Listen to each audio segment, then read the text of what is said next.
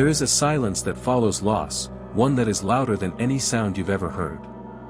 It seeps into the bones, settles in your lungs, and every breath after that feels heavier, sharper, slower. Letting go is not a clean act. It is not something we do like taking off a jacket or erasing a word. Letting go rips, tears, burns. It is the emotional equivalent of watching a house you built with your bare hands collapse in slow motion, unable to stop it, unable to save anything inside. You don't just let go of people or places or things. You let go of versions of yourself that will never return. You let go of the hope that something could have been different. And most painfully, you let go of the illusion that it was ever in your control. The psychology of letting go is not found in the textbooks or diagrams. It's found in the way someone stands at a grave and can't speak. It's found in the way someone looks at a phone number they'll never dial again. It's found in the way people move on while you're still drowning in moments that no longer exist. We carry too much. We don't even realize it. We walk around with years of guilt, regret, shame, betrayal packed tightly in our minds like a suitcase we're too afraid to open. We normalize the ache. We make homes in pain. We tell ourselves it's strength. But it's not. It's survival. And there's a difference. Survival keeps you breathing. But letting go, that's what starts life again. That's what unburdens the soul. But how do you let go of something that once made your life feel worth living? How do you walk away from a love that felt like it had roots in your ribcage? How do you forget a moment that defined you, destroyed you, built you, broke you? The truth is, you don't forget. You carry it differently. You stop clutching it like a knife and start holding it like a scar. There are memories you will never stop revisiting. Words you will replay in the silence of your nights.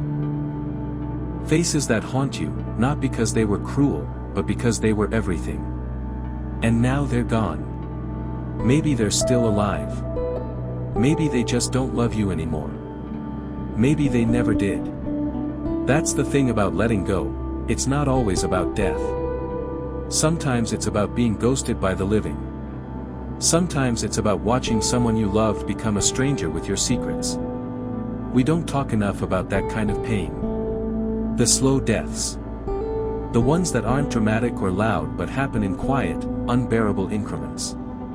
The friend who slowly stops calling. The parent who never showed up emotionally.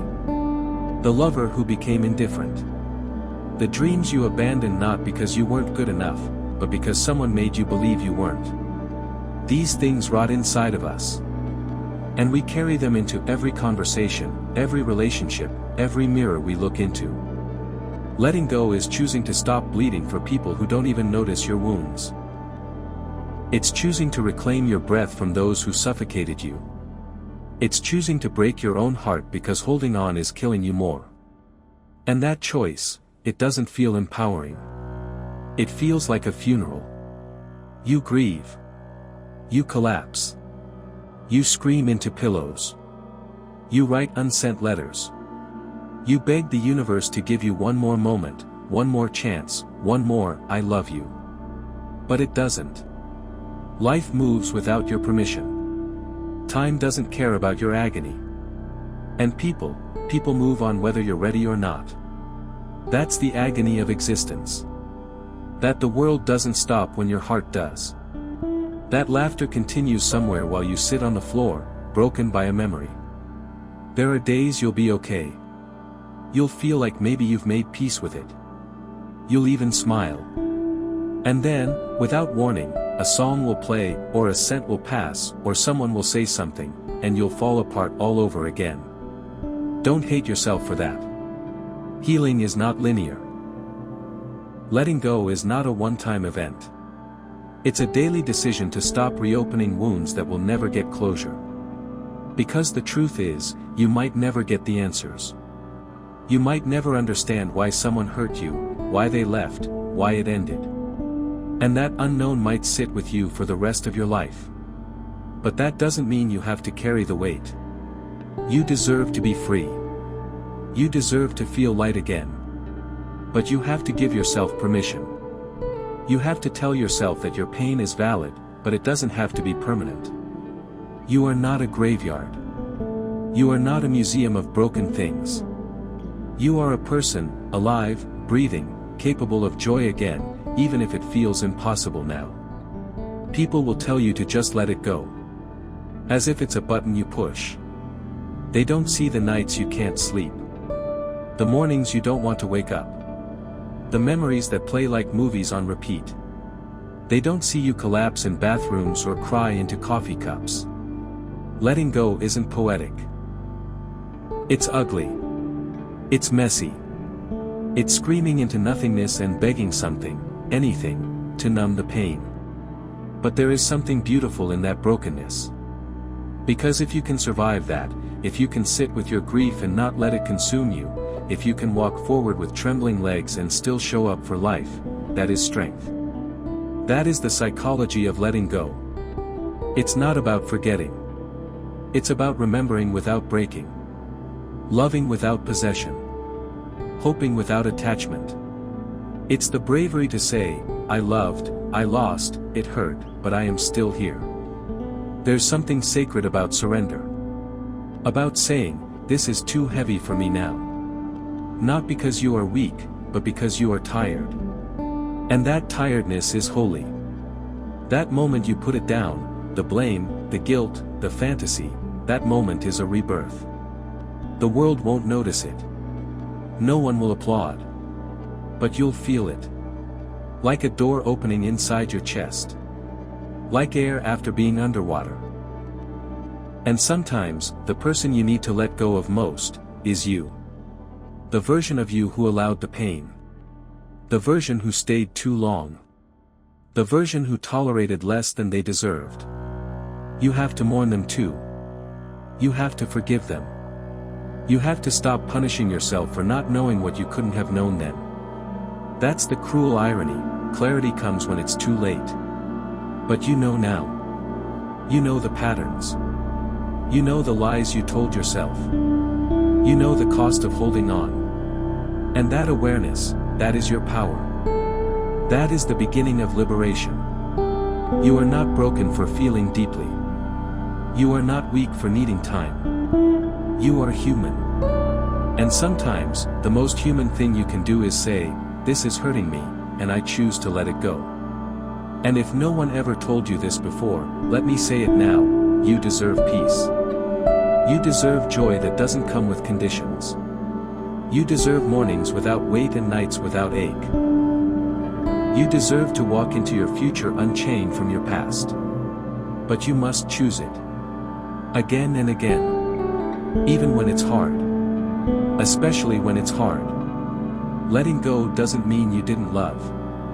It means you loved so much, it changed you. But now it's time to love yourself more. To choose you. To save yourself from yourself. Because no one else can do that for you. And maybe, one day, you'll sit under a soft sun, somewhere quiet, and realize you haven't thought about them in days. Maybe you'll laugh, not the polite kind, but the real, belly kind. Maybe you'll fall in love again, with someone, with life, with your own spirit. And in that moment, you'll look back, not with anger or pain, but with gratitude. Gratitude that you had the courage to let go when it nearly destroyed you. Because it didn't destroy you. It awakened you. And that awakening, that choice to unburden yourself, is the most painful, powerful thing you'll ever do, and that awakening, that choice to unburden yourself, is the most painful, powerful thing you'll ever do. Because in that moment, when you finally decide to stop dancing with ghosts, when you stop searching for your worth in places that only offered you absence, you begin the slow, sacred process of coming home to yourself. You start hearing your own voice again, after years of trying to be heard by those who never really listened. You start feeling things fully, not because they're easier now, but because you're no longer afraid to feel. There will still be echoes. Still be nights where the past tries to crawl back under your skin. There will still be familiar shadows whispering, remember me? And maybe you'll cry. Maybe you'll sit with that ache like an old friend visiting briefly. But then, you'll let it leave. Not because it didn't matter, but because you matter more. Healing is not loud. It's not glamorous. It doesn't announce itself with fireworks. It happens quietly. In the way you choose not to text them again, even though your heart begs you to. In the way you walk past places that once held meaning, and breathe through the lump in your throat. In the way you stop apologizing for choosing peace over chaos, solitude over noise, growth over familiarity. You start setting boundaries, not to punish others, but to protect yourself. You stop justifying your value to people who never saw it. You stop explaining your wounds to those who only added to them. And it's lonely at first. So lonely. Like standing in a room where everyone speaks a language you've forgotten. But then you remember, you don't need to be understood by those who never took the time to know you. You begin to belong to yourself. You'll start finding pieces of yourself in places you never looked before. In books. In long walks. In the way the wind touches your face. In silence that no longer feels suffocating, but safe. You'll start to realize that your life is not behind you, it's ahead. Waiting. Patiently. Softly. For you to show up, finally, without the chains. Letting go is not giving up. It's giving in, to truth. To acceptance. To the sacred knowing that not everything lost was meant to stay. Some things end so you can begin. Some doors close so others can open. Some people leave so you can finally stand alone, and not collapse. And here's the most brutal and beautiful part, there will come a moment when you stop wishing it had been different. Not because the pain didn't matter, but because you finally accepted that it mattered enough to shape you, to strengthen you, to change you. There will come a morning where you wake up and realize the grip has loosened. That your chest doesn't hurt as much. That your laughter is real. That your reflection is no longer a battlefield. You'll look into the mirror and see someone who survived themselves. And you'll realize something no one ever told you. Letting go isn't the end. It's the beginning. Of a life where you don't shrink for love. Where you don't chase to be chosen. Where you don't beg for crumbs when you deserve feasts. Where your heart beats for you first. You will rebuild. Not all at once.